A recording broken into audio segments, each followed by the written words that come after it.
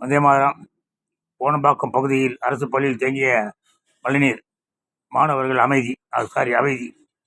அங்கே ஒரு 2 இடத்துல மழைநீர் சேகரிப்பு மையம் பண்ணியிருந்தாங்கன்னா இந்த அவஸ்தை வந்திருக்காது.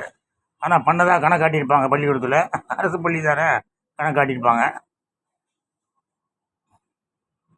2019 2 வழக்கு தாக்கல் செய்தேன். காணவில்லை பொதுநல வழக்கு கோப்புகளை சென்னை உயர்நீதிமன்றத்தில் காணவில்லை.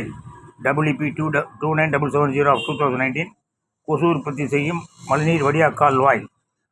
இன்னொன்று ரிட் பெட்டிஷன் 29772 of 2019 உயிர் பலி வாங்கும் குண்டு குழி சாலைகள். இந்த 2019 லிஸ்ட் பண்ண மாட்டேங்கிறாங்க.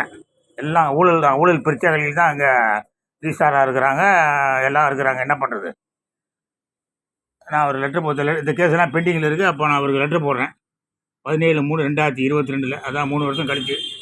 ககன்தீப் சிங் பேடி IAS அவர்கள், ஆணையர், சென்னை மாநகராட்சி. ஊழல் மழைநீர் வடிகால் கால்வாய் என்பது கேடுகட்ட ஈவு இறக்கம் இல்லாத மழைநீர்ந்து செய்யும் பணவரி பிடித்த கொடூரமான ஊழல்.